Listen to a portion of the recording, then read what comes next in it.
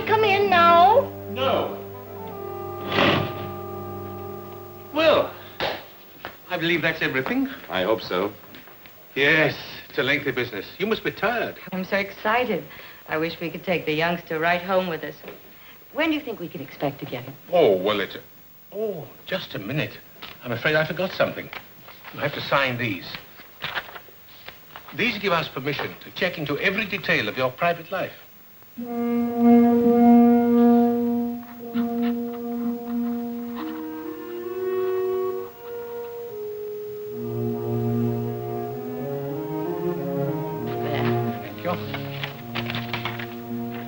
Thank you.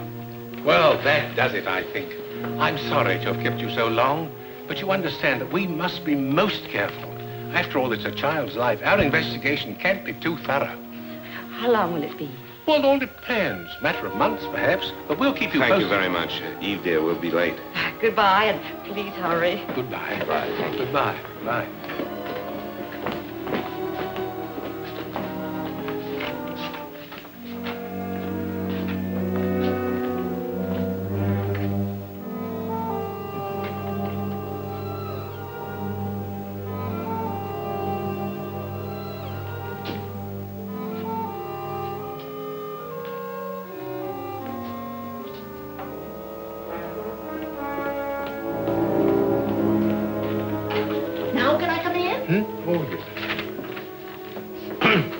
Interview report to the directors. Names of applicants, Harry and Eve Grahem. She is 32, he's 38. Occupation, traveling salesman for the Sutter Sales Corporation, dealing in electrical appliances.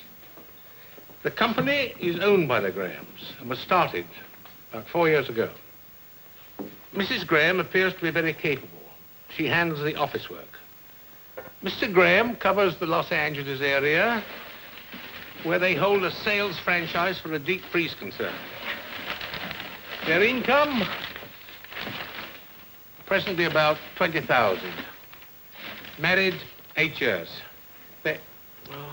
You don't need to wait for me. I'll straighten up. Yeah, I tried that once before. Nearly lost my job. You and your cleaning up. Well, go on. You're not disturbing me one bit. Mrs. Grahem is unable to have a family. Her problem is of undetermined origin. But we'll check several physicians who have examined her during the past 8 years. They will take an older child, 4 or 5 years, of either sex. From the preliminary interview, it's my opinion they would make fit parents, but something bothers me about Mr. Grahem. He seemed impatient during the interview. A chip on the shoulder sort of attitude. He behaved rather strangely when signing the permission to investigate form. Perhaps this is my imagination. I'll report further when I visit the Graham's home for the customary inspection next week. Whew. Well, that's that. If all the others was like you, there wouldn't be any babies given away in this state at all. Why are you such an old fuss budget, huh? If you had made a mistake once, you wouldn't want to ever let it happen again. Not where a child is involved. No. Well, goodbye, dearie. Eve Grahem. To Sutter Street and Harry Grahem.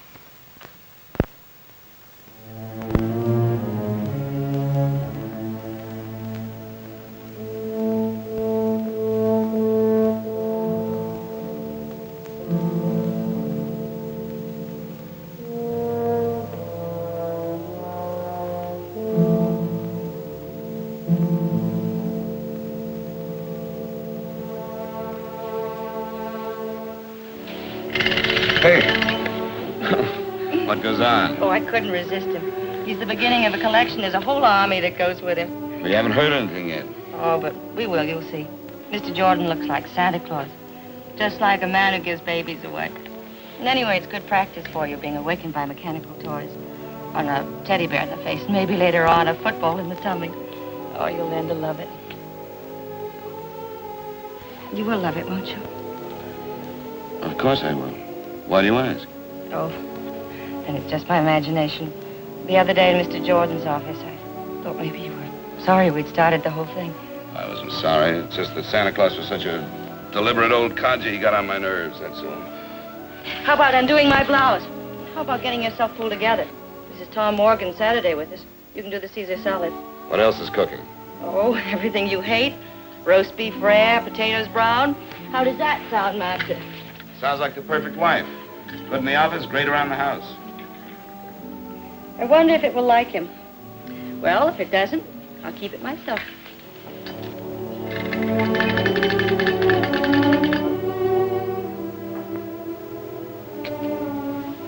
I remember other Saturday afternoons when it was always like this.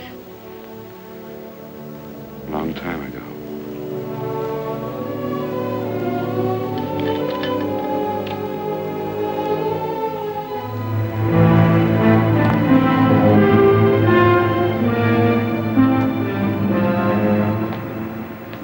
You know, this really is a beautifully planned apartment. Yes, we think so. Immaculate. You sure you won't have something? A Coke? Could I have a glass of milk instead? Yes, surely, sir. Thank you. My stomach. It's my work. All the tension. If you don't mind my saying so, Mr. Jordan, I think you take your work much too seriously. It's not worth it. I think it is. By the way, we've begun our investigation on you. Oh? How's it look? Everybody speaks very highly of you. But?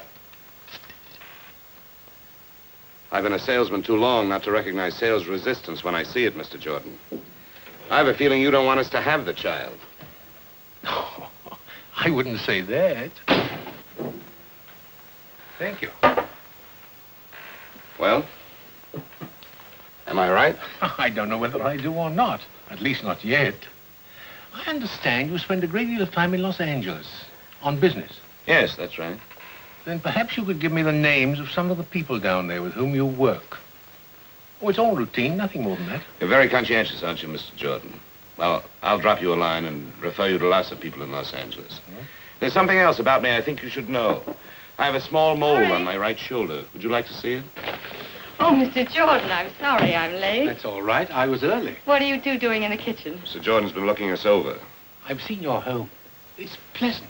Very pleasant indeed. Won't you stay for dinner? Oh, thanks. I can't. I have to get back to the office. Lots more paperwork to do there. I'll see you to the door. Oh, thank you. Goodbye, Mr. Ray. Thank you, Mrs. Graham. Thank you.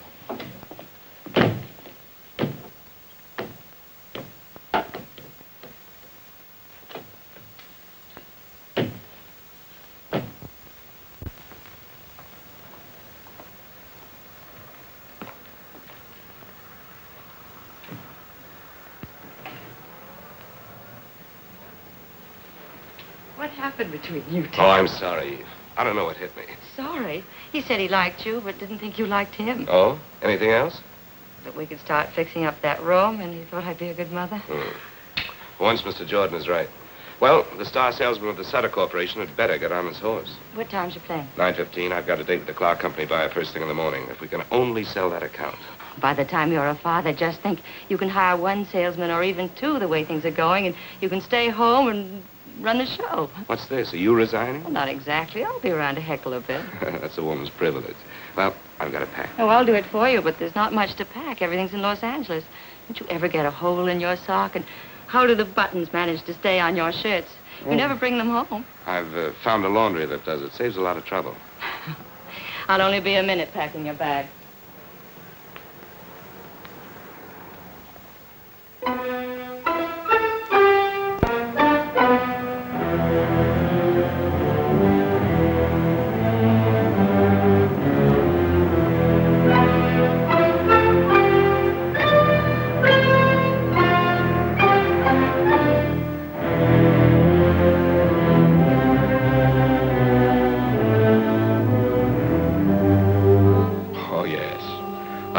Graham very well.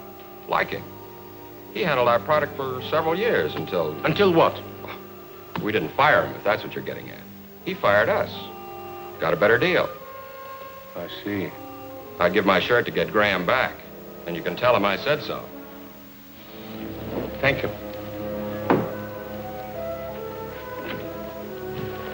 Thank you very much.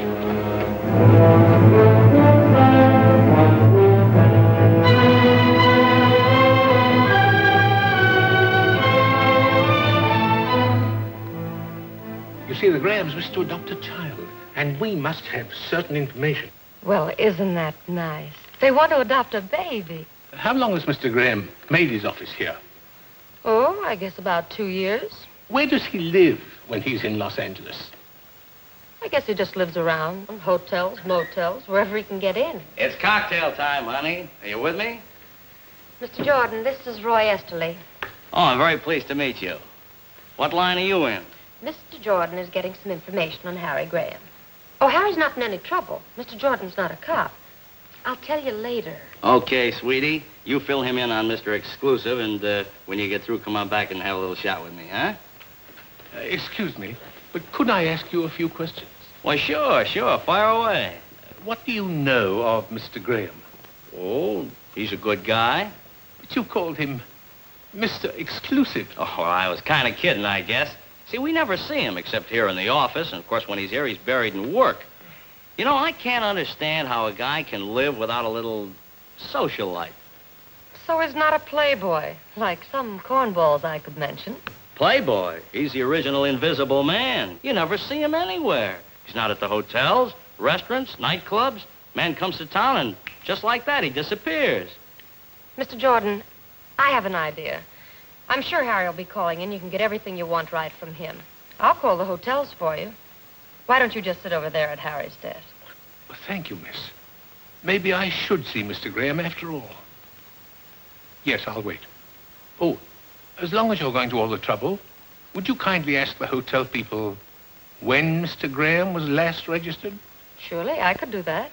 Say, Mr. Jordan, your throat must get pretty dry asking all those questions. How about a little slug? Oh, you're very kind of you, but no thanks. Bob Vance never called, did he? No. That's good, because I don't want to talk to him. Hello? No, he's in Redlands. He'll be back the day after tomorrow. Yes, I'll have him call you.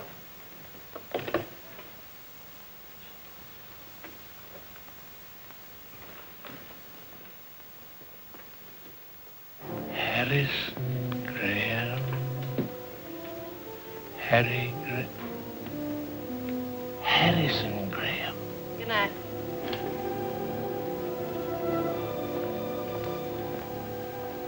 You've really got Harry Graham on your mind. I'm sorry it took so long, but the hotels had a check. You know, it's funny, but he hasn't registered any of them for months. Several of them remember him.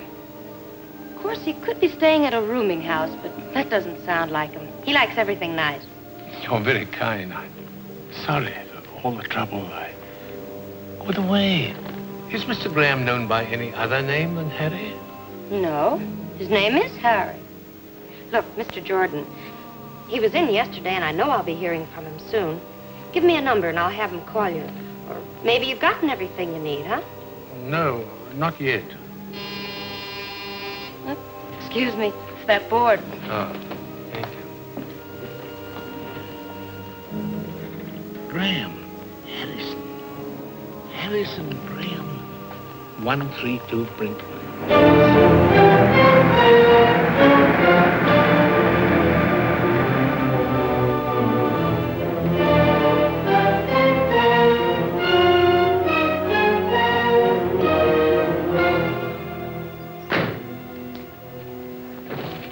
Wait for me, please.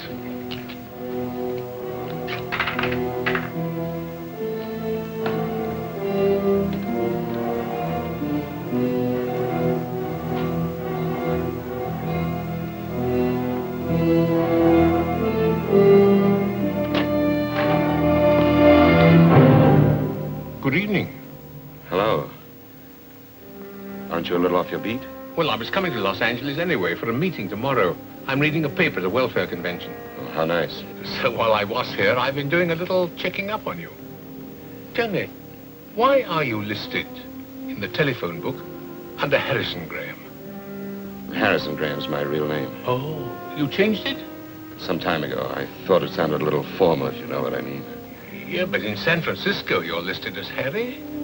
The phone company got it mixed up. Look, I'm dead on my feet. I just got home from work a couple of hours ago. Suppose we meet for lunch tomorrow. Maybe we can learn to get along. Well, I'm busy tomorrow, but I'm sorry I bothered you. But after all, it is my job. I understand. Yeah. Good night. Good night.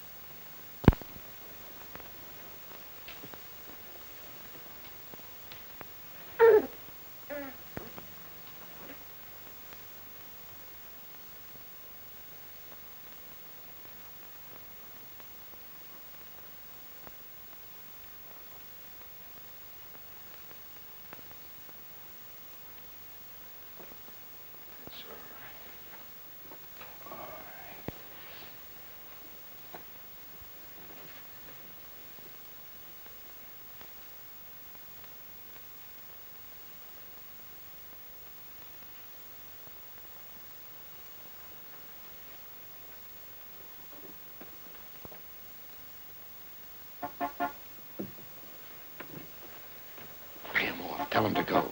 You wake them both up. My wife's sick, too. She's in the other room asleep.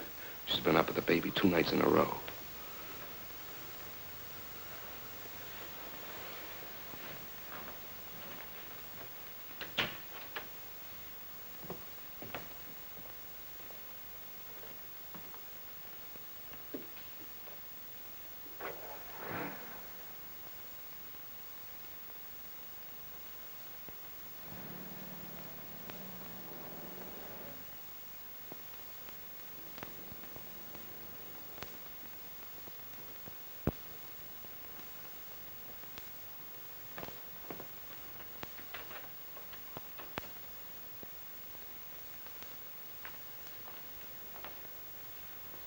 How long has this double life of yours been going on?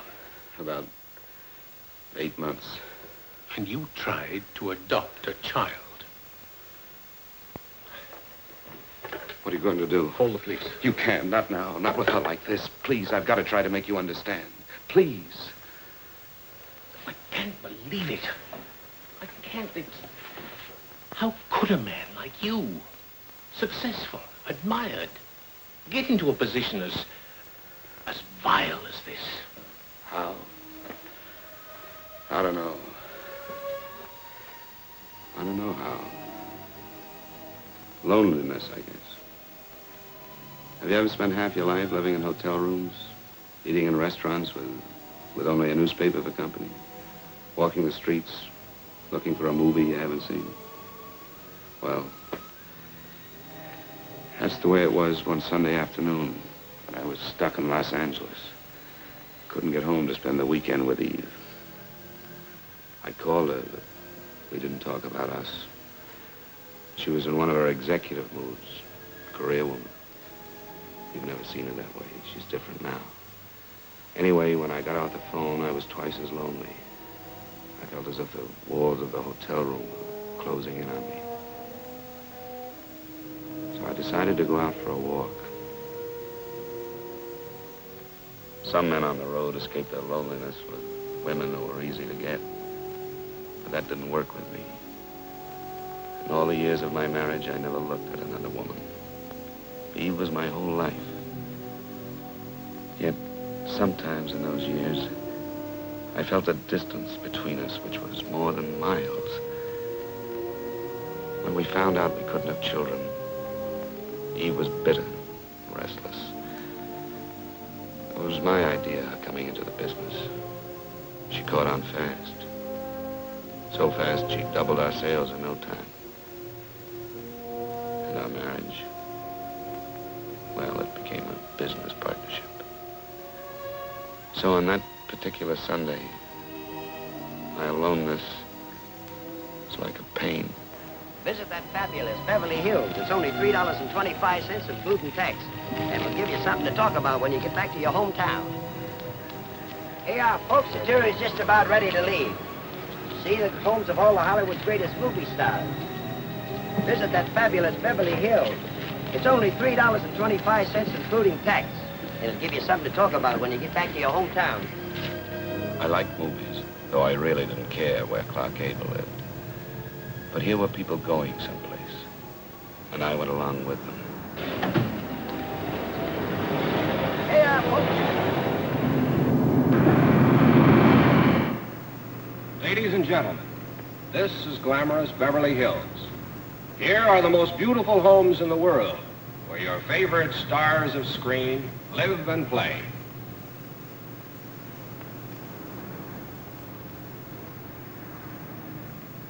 Over there is the home of a woman who knows Hollywood best, a lady who shares her secrets with millions, Luella Parsons.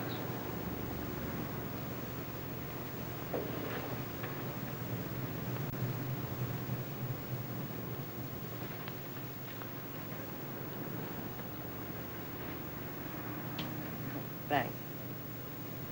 Here we are. On your right is the home of that shy and modest man, Harvey's friend and yours, Jimmy Stewart.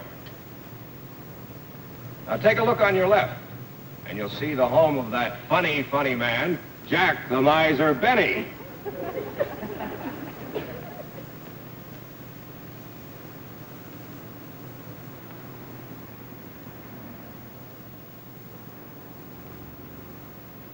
Behind that big hedge over there lives a little man who is Santa Claus to the whole world, Edmund Gwenn.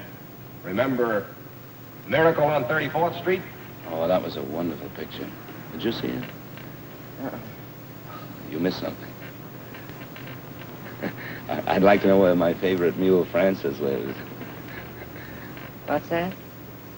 Oh, excuse me. That's all right. Haven't you any interest in how the other half lives? No, not particularly.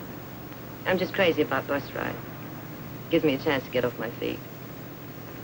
And here is a home of a man who's good with the jokes and a genius at the piano, Oscar Levant. Oh, I heard him play a Gershwin concert once. He was just great. What is this, the story of your life?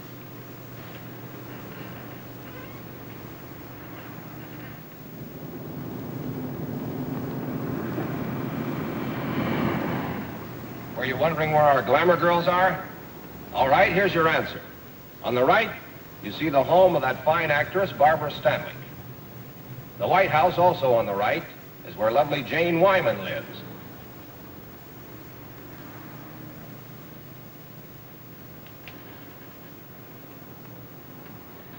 You know, you just like me for my lighter, that's all. I could give up smoking. Thanks.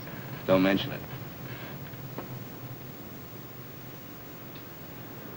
If this is a sample of your work, you're not very good at pickups.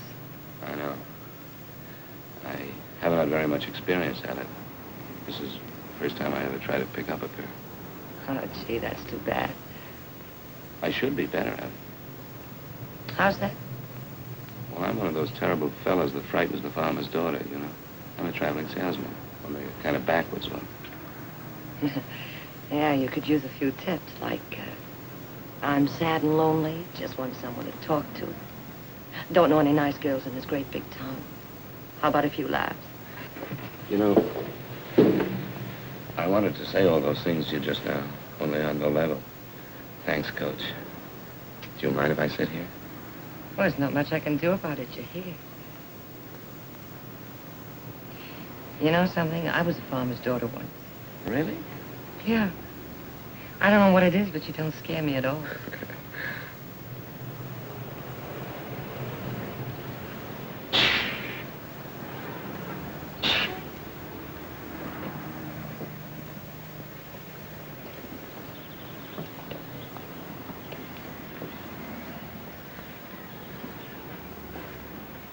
Well, thanks for the use of the lighter.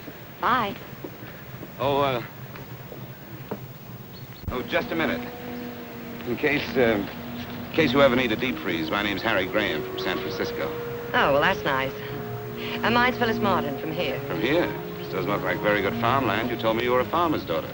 Yes, well, that was a long time ago. Oh. Thanks. Oops, doesn't work. Well, remember me to Jack Benny. And there's something else you should know about traveling salesmen. You kill me. They have very large expense accounts and frequently buy dinner for pretty girls they meet on buses. Well, I must say your style's improving fast. But I'm afraid I can't. Sorry. I'm sorry, too. Yeah, well.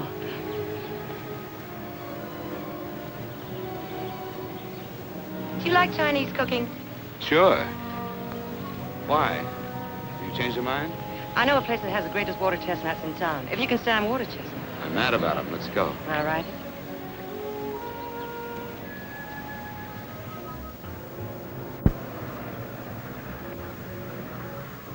Early American Chinese. You're gonna love it.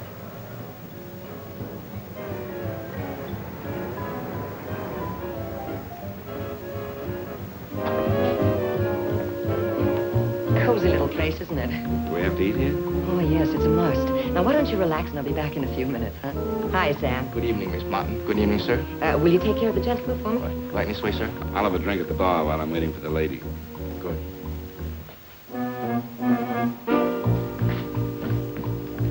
Scotch and soda, please.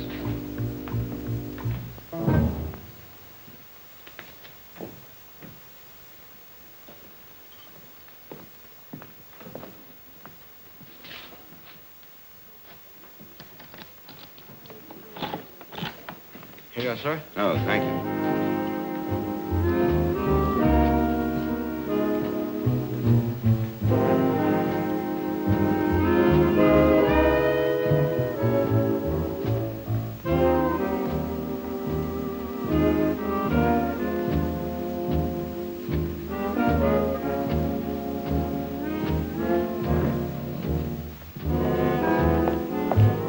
Dinner's ready. Table's over there. Oh, no.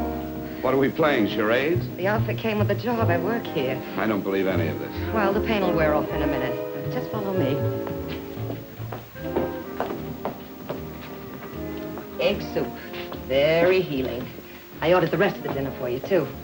Aren't you allowed to sit with the customers? Maybe later. Well, go on, eat your soup. It's the only genuine Chinese dish we serve here. The guy who owns the place used to run a string of hot dog stands. His name's Hannigan. You sure you can't sit down? No, I can't. Try it. How was it? Tastes good. Say, where are all the people? Oh, Sundays are quiet. And all the rest of the week. How long have you been working here? About 6 months. I needed a job, and Hannigan needed someone to liven up the joint. You can see I've been a howling success. Come on, sit down, huh? No, I can't. Say, when'd you say that farm was? I didn't. Little place called Pennsylvania. How'd you get all the way to Los Angeles? Well, I wanted to see the world. So you started with China, huh? That's right. You know something? I've never heard of chop suey in China. You don't say. That's right.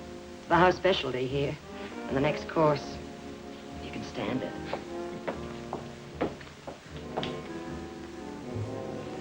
Well, this isn't as nice as Barbara Stanwyck's, but it's closer to my work. Here, let me. Oh, thanks.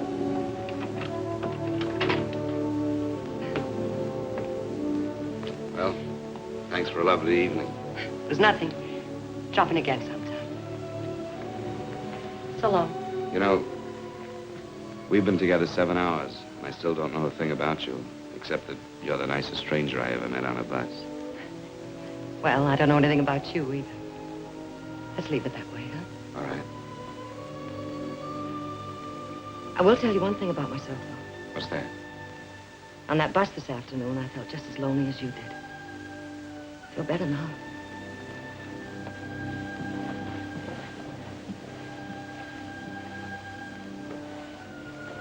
I guess all traveling salesmen aren't alike, huh? Some of us are quite harmless. Yeah, you're kind of special. Good night. I never expected to see Phyllis again. but I knew I'd remember this day when two strangers helped each other through a lonely Sunday. I felt good again, not very sleepy.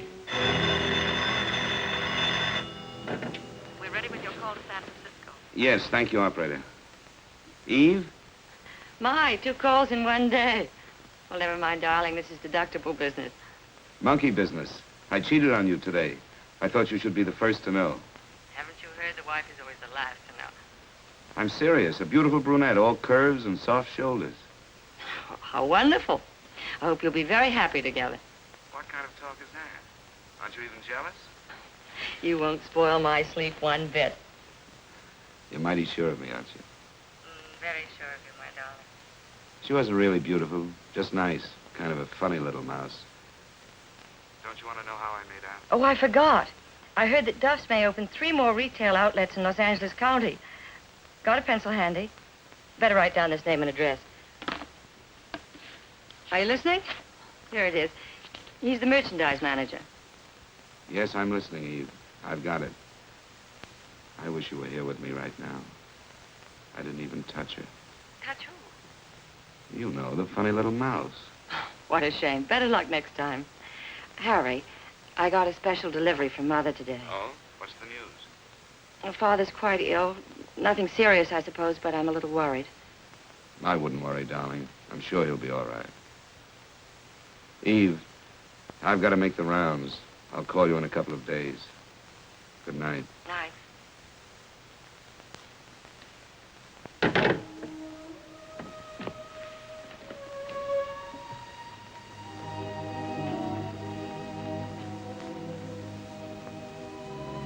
And in a couple of days, I did get home. Dead tired and a little bit sick of the deep freeze business. I only wanted a weekend with Eve, but she had other plans, big plans.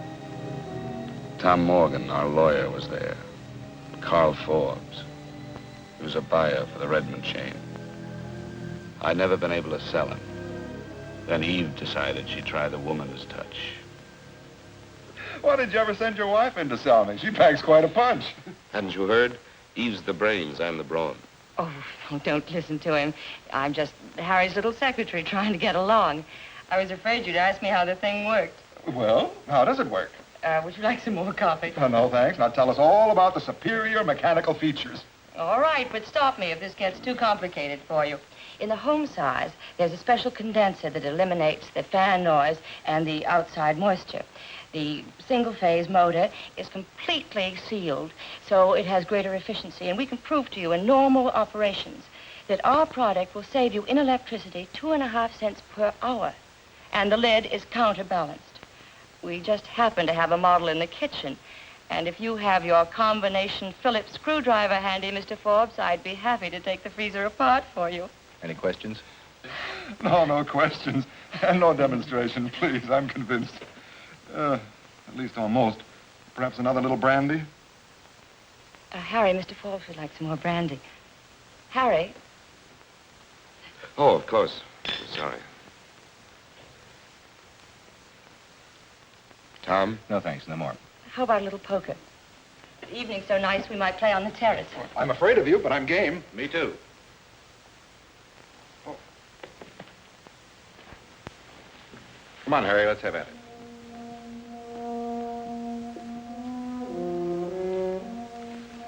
You know, I think we're really on our way. I'm sure we got Forbes. It's the power of a woman for you. Oh, I'm so happy. I'm so sleepy. Good night, darling. Eve, Hmm? I just figured something out. In the last month, we've been together 6 days and 14 hours, not counting when we're asleep. Doesn't make any sense. Did you hear me? 6 days, 14 hours.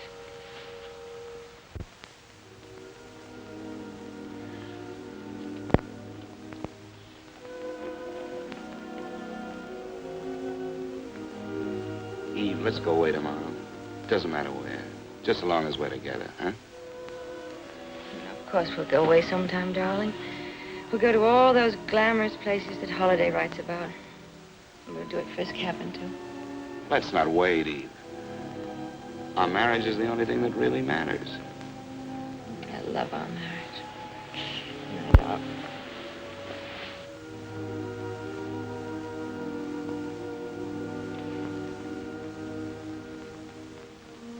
So I hit the road again.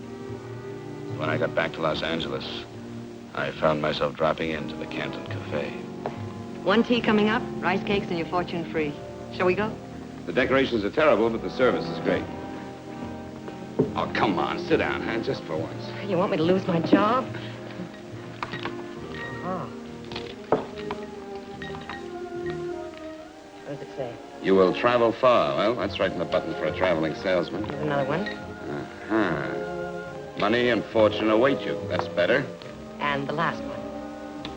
Uh-huh. Dance and the world dances with you. Wow. Things are warming up. Do you like to dance? I don't know. It's been a long time. Well, do you want to take a chance with me? All right. When you finish tonight, where'll we go? Oh, why don't we stay here? It's so romantic. You're a little character. Miss Martin, over there. All right. See you later. That night we danced. There were other evenings with Phyllis, too. We asked nothing of each other. I had never kissed her, never touched her. Just being together was enough. But all the time, I suppose we were fooling ourselves. Ready. Good night, Sam. Good night. Good night. Thanks. Well? Phyllis, tomorrow's my birthday. Do you want to have dinner with me? Help you celebrate? I'd love to. And tomorrow's my day off. I'll pick you up at 7. Sure you haven't anything better to do? I'm sure. Okay. Phyllis.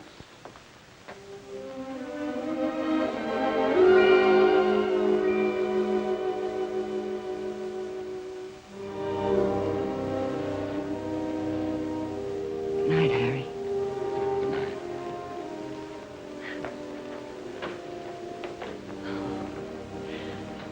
See you tomorrow then, huh? It's 7.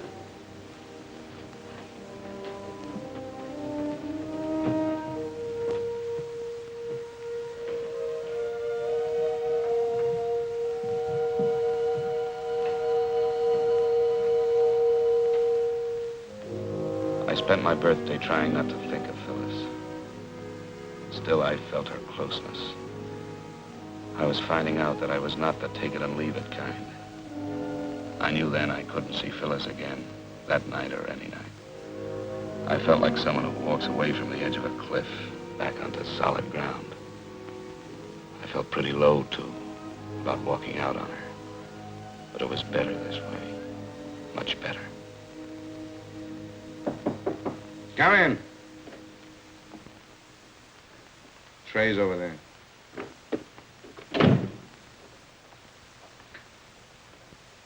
Not much of a way to spend your birthday. Phyllis, didn't you get my message? Well, sure, I got it. That's why I came over. I was worried. What's wrong? Nothing serious. I think I'll live. Just a headache I couldn't shake. Yeah?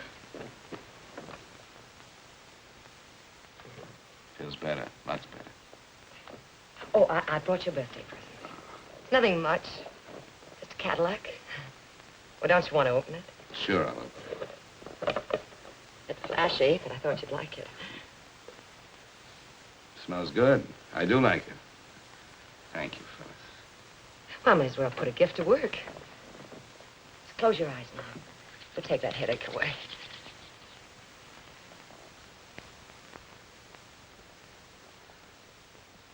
It's working already.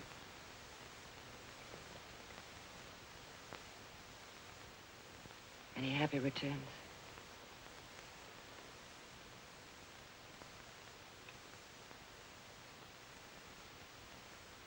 You know something?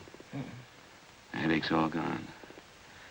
We're going to have that dinner after all. Oh, no, we're not going anywhere. You're going to take it easy. Lady, you have healing powers that are miraculous. I can already hear a soft piano, champagne corks popping, and I know just the place we're going to. We're going to Acapulco.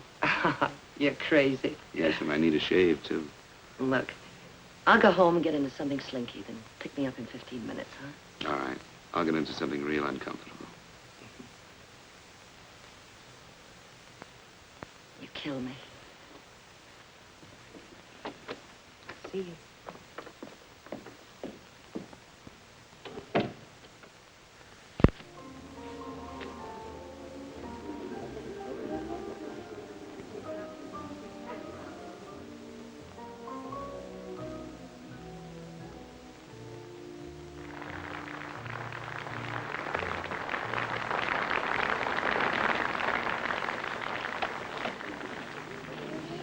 Oh, it's such a lovely night.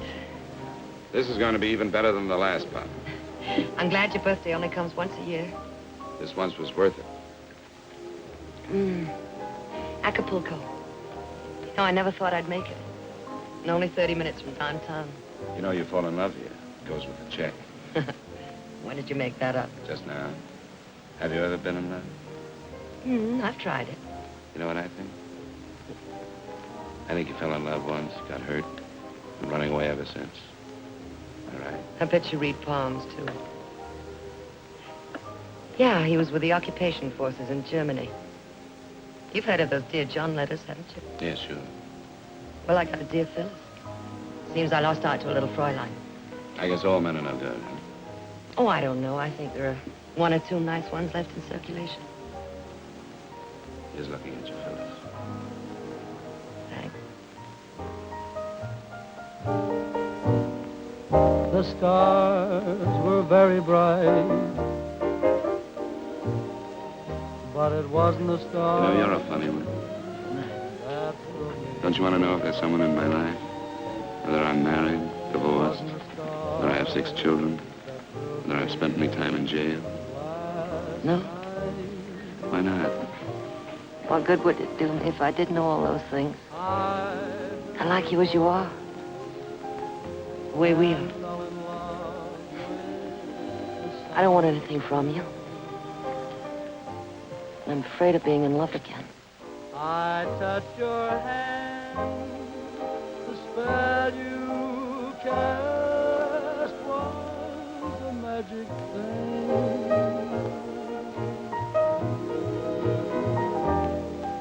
We watched the moon in flight, but it wasn't the moon that thrilled me. No, it wasn't the moon that brought such delight.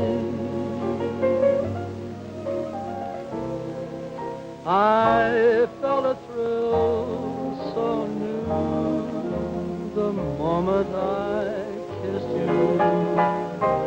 Heavens faded from sight. No, it wasn't the stars, and it wasn't the moon. You know, I'm going away again tomorrow. Tomorrow's a long time off.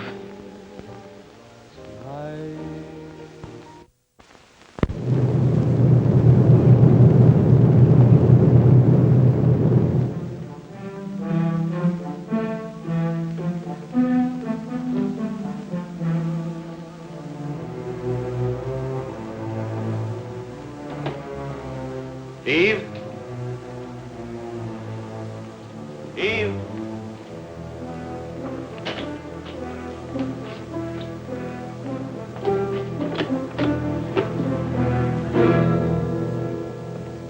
Eve?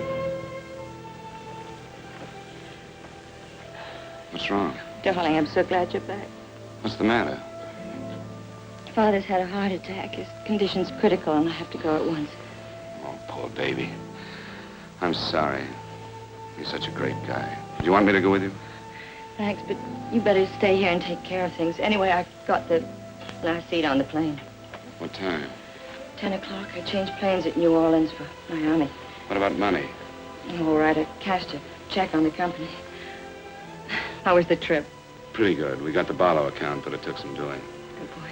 Hartnell's in Ventura is complaining about factory deliveries. I got that all straightened out. Oh, fine. Well, I'll take care of the office here until you get back. If you need any help, call. I'll hop a plane. Maybe he'll pull out of it, huh? I hope so. Ooh, I almost forgot. Oh, lovely.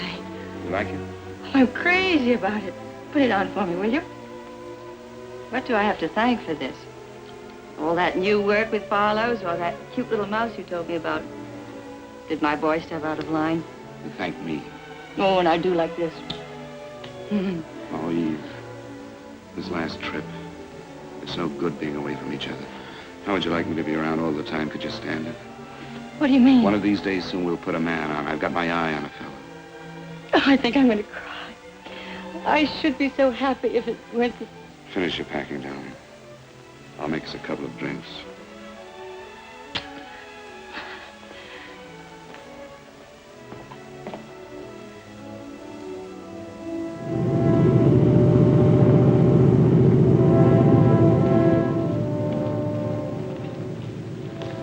I've been thinking about something. What was that? About your being here with me all the time. I didn't realize home meant that much to you. I've been so wrapped up in the business that I thought you liked things the way they are, traveling around and meeting people. I did, but I've had it. Now I want to stay put.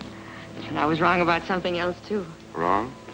For nearly 4 years, ever since the doctor said, no baby, I hated myself and you and everybody. I was resentful when you suggested adopting one. I couldn't see taking care of somebody else's child. Remember that? Yes, I remember. I was wrong. What made you think of it now, after so much time? Maybe it was the telegram from home. I suddenly thought of how much my family meant to me and how much they loved me. And it seemed selfish not to pass it along to a little child that needed it. Even if it isn't your own? It doesn't seem to make any difference. You still want one? Yes, of course I do. Well, then, would you see maybe about getting one while I'm away? Yes, I will, Eve. Tomorrow morning, the very first thing. I thought you'd forgotten all about it, that the business was our baby. Will you forgive me for taking so long? Yes, I forgive you. Announcing the departure of American Airlines Flight number 516 to Atlanta and New Orleans, connecting with Miami. All aboard, please. Well, that's us.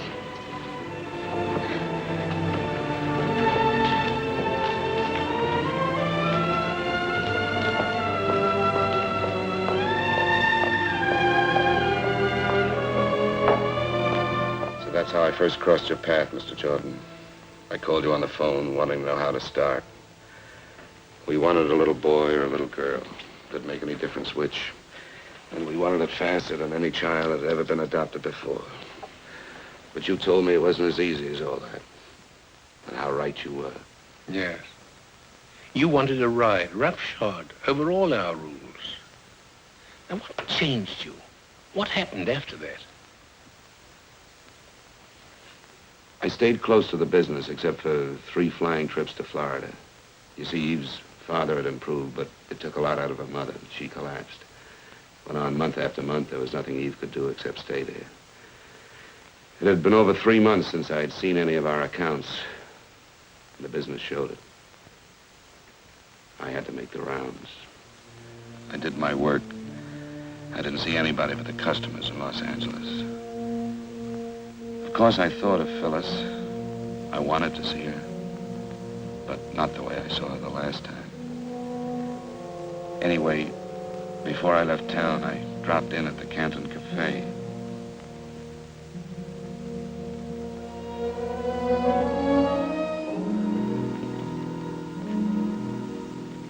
Hi, Sam.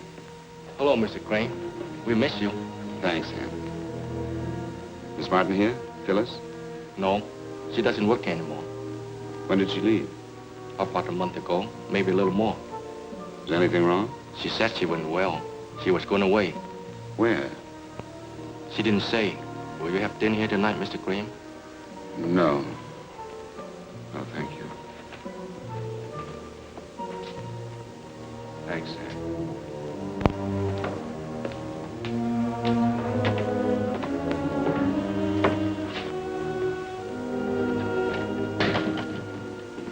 Yes?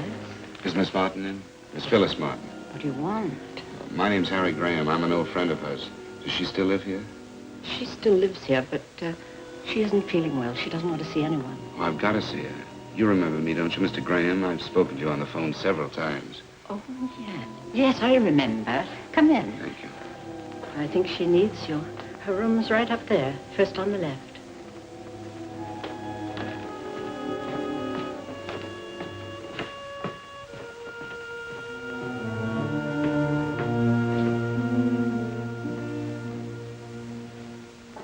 Come in. Harry. Hello, Phil.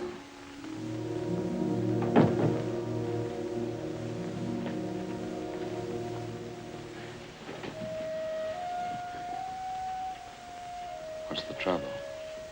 Nothing. It's good to see you again. I just got back from San Francisco. I've been working there for the last few months. I went to the restaurant and they told me. And I had trouble getting past your guard downstairs. Well, now that you found me again, how are things in the deep freeze business? What was it, hot water heaters? Phil, what did the landlady mean just now when she said she needs you? I don't know. Come on. Look, I don't need anybody. I can take care of myself. I'm a big girl now.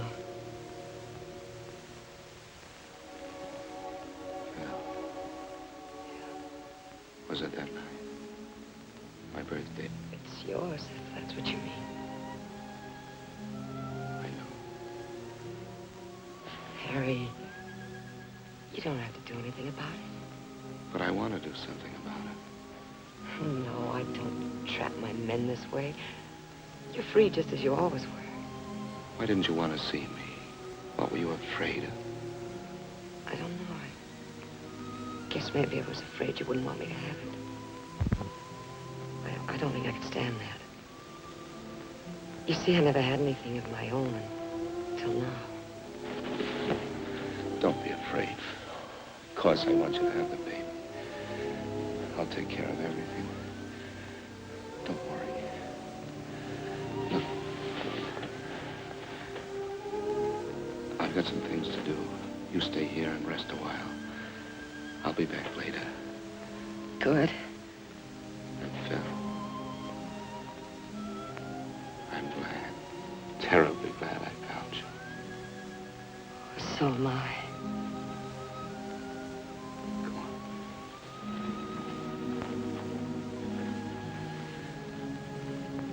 You get some rest.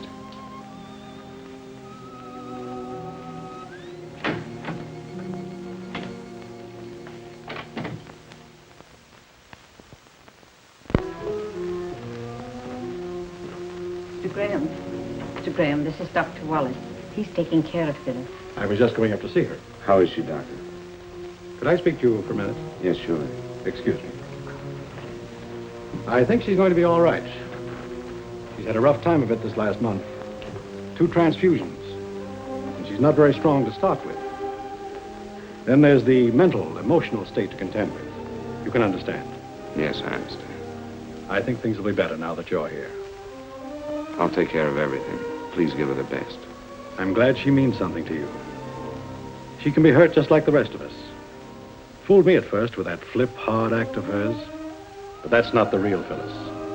You must know that.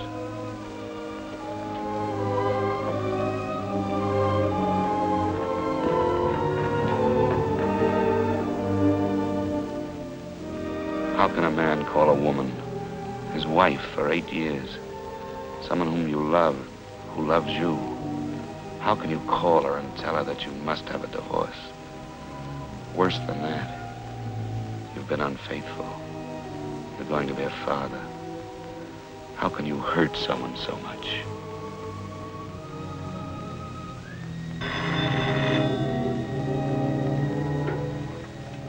Hello?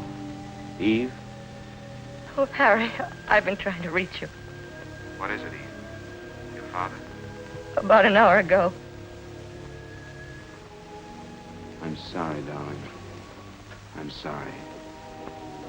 I'll have to stay with Mother a while, and then I'll come home to you. Can you hear me? Yes, of course I can hear you. Are you all right, Harry? Yes, of course I'm all right, Eve. Give your mother my love, and And take care of yourself. Goodbye. Goodbye.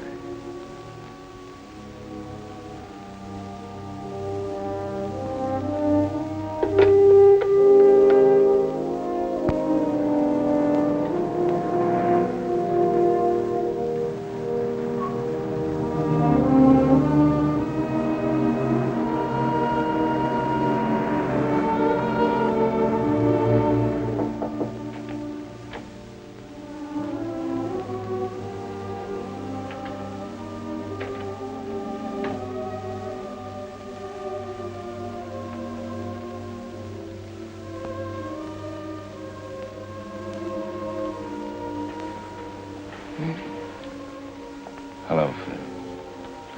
Oh. I forgot to ask you something. Yeah, what was that? Will you marry me? No. Not this way. I'm not asking you. I'm asking you.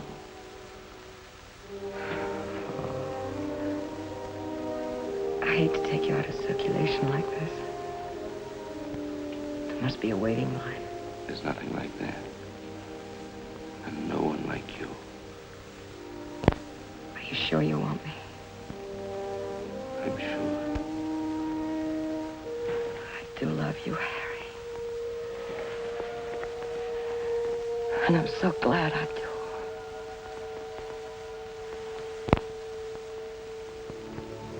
I stayed with her until she fell asleep. You may laugh, Mr. Jordan, but for the first time, I felt needed. I loved Eve, but I never felt she needed me. How did you expect to get away with it? I didn't. What did you do when Mrs. Graham came home a few weeks after your other marriage? Why didn't you tell her then? Wasn't that the plan? Yes, that was the plan. That was also the time when you came in again, Mr. Jordan. Do you have some cream? Oh, I have been away a long time. I never take cream, remember me? I'm sorry, I forgot. I have a surprise for you. Surprise? A sentimental surprise. Come on, bring your coffee.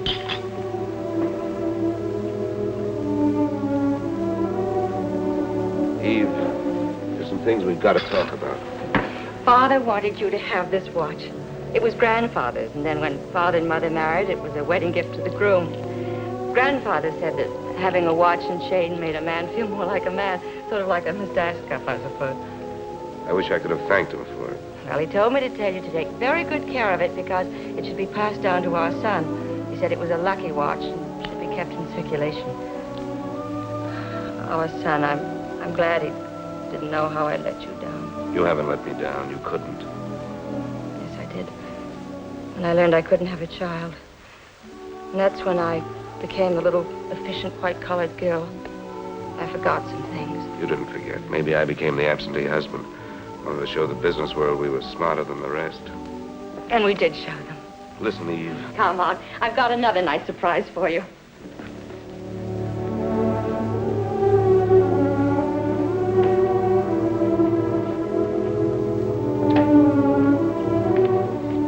The light doesn't work. Leave the door open so we can see. I cleaned it up today. But don't worry about your golf clubs. I put all our junk in the closet and I stored the suitcases. Oh, I think it's going to be very nice when we get it fixed up. Go a little slower, Eve. I'm not with you. Remember Mr. Jordan? Mr. Jordan. When I left for Florida, you said you'd look into the adoption business, and you told me about Mr. Jordan. Oh, yes. Now I remember. I spoke to him on the phone. What about it? Well, that's a surprise. I called him this morning. He said he wanted to see us both, but he thought he could help us. Of course, it may be a while. Well, so you decided to go ahead and fix the place up?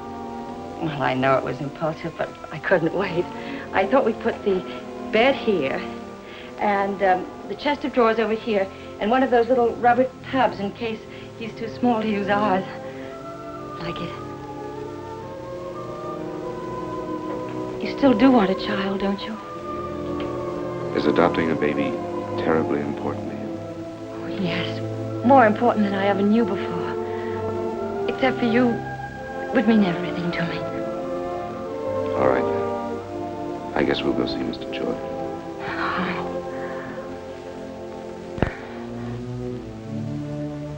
So that's how I crossed your path once more, Mr. Jordan. What was in your mind?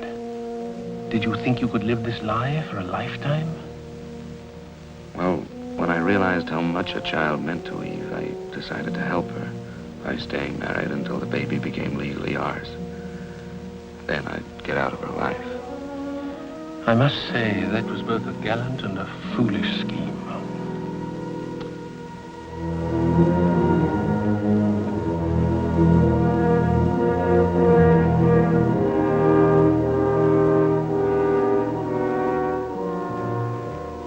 Those were months of panic, fear. Like the night my son was born prematurely, just as the doctor predicted.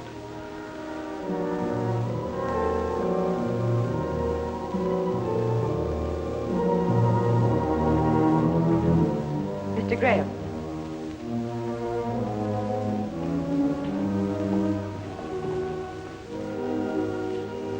Mr. Graham, you have a little boy.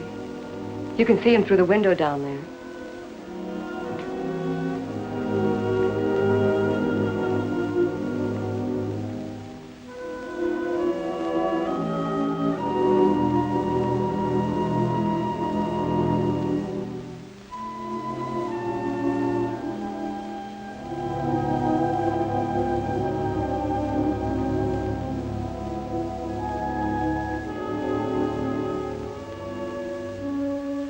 The axe began to fall one day not so long ago, when I'd just gotten in from San Bernardino. I'd stopped by the office to clean up my desk. It was Eve's and my anniversary. I tried to get home, but I couldn't make it.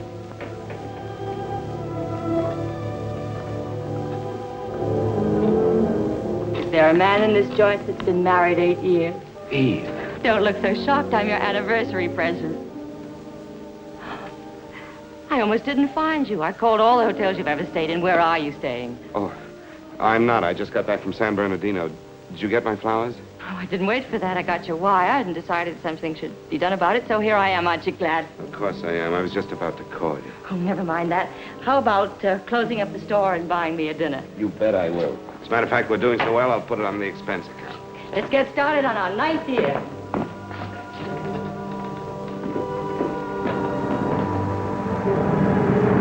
After dinner, Eve wanted to take a walk. I was afraid every step of the way. Yet I tried to get into the holiday spirit for her sake. For a moment, it was like old times, until... Mr. Graham, if you're going home, could you give me a lift? Some other time. See you, Ricky. Who's he? Store executive, son. I have dinner at that place down there. What does he mean by home? Oh, the Chapin Park Hotel. I stayed there a while back. They live nearby. How about nightcap? Love it.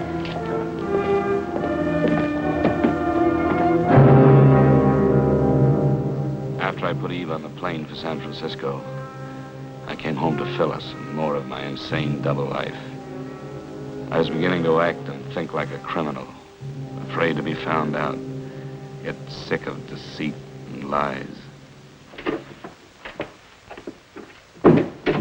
Hello, Phil.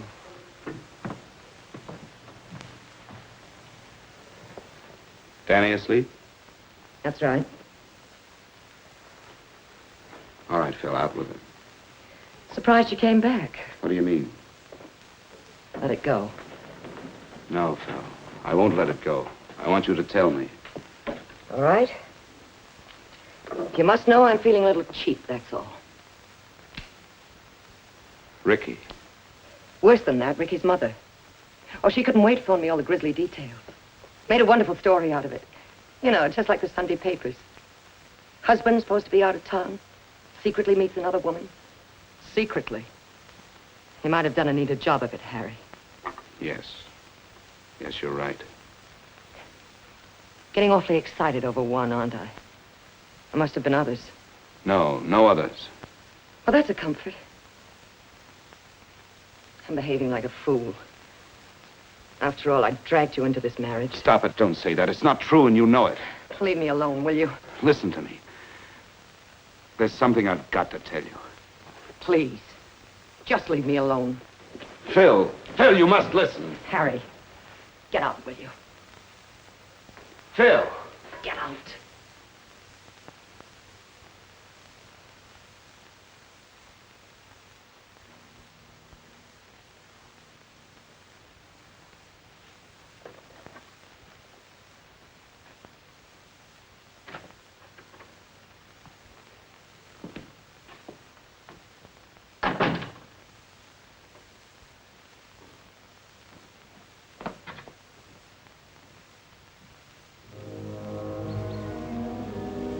I stayed at a hotel that night, made a date to see Phyllis the next day. There were things we had to talk about. She said she'd meet me in the park near the house. It's hard to explain my thoughts as I sat there. I had my way out. Now I could put an end to this nightmare. I loved Phyllis and our child. I didn't want to lose them. And I hated to bring them pain.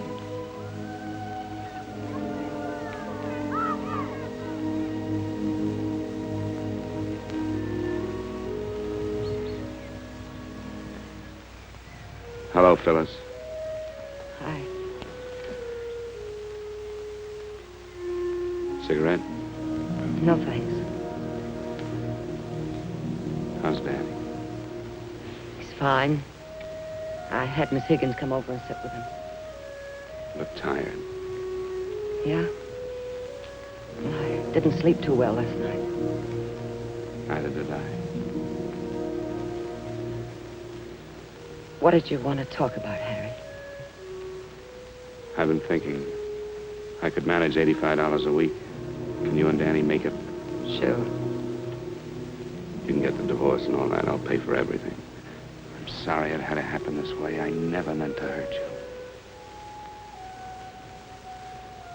I'll come around later and get my things. Okay, anytime.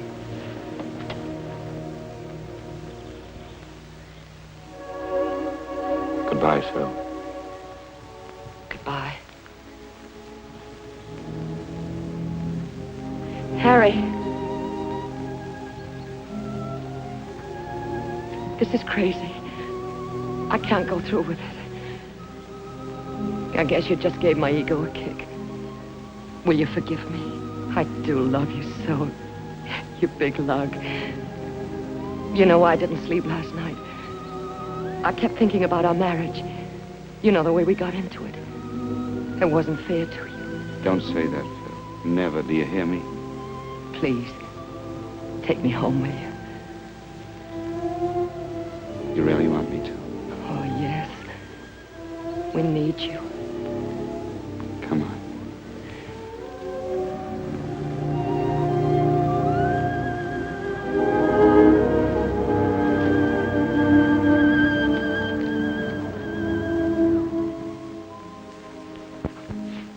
So you had your out and couldn't take it. And yet all the time you knew it had to end this way. Now you're going to call the police. Well, maybe I ought to thank you.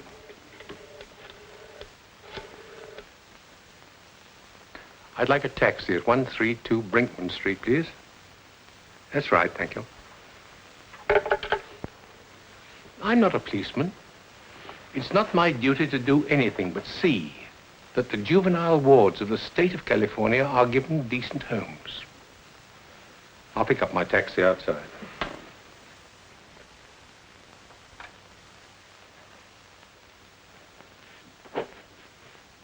I can't figure out my feelings toward you. I despise you, and I pity you. I don't even want to shake your hand, and yet I almost wish you luck.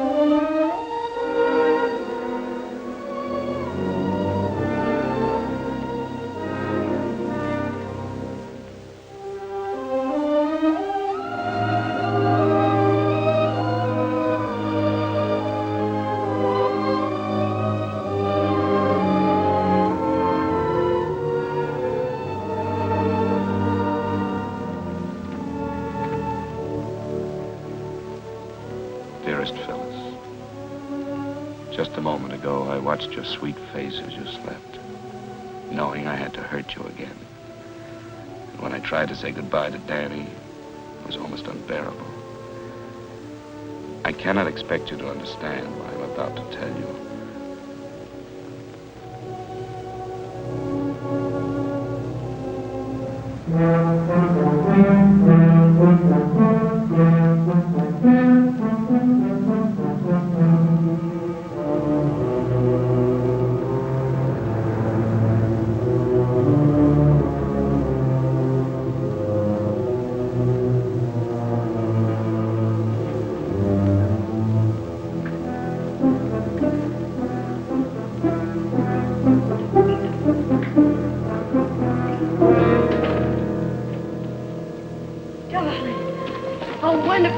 Why didn't you tell me? I couldn't. I have to go away. Go away? Where? I can't explain now. There isn't time. There isn't time. What do you mean? Tell me. I wanted to tell you. That's why I came back. But now there are people waiting for me downstairs. People? What are you saying? All I can do is pray that one day you'll forgive me. Try to remember one thing. I love you. I've always loved you. But you can't go away like this. Oh, I love you, too. Dearest, it's the only way. Tom Morgan will call you. He knows all about it.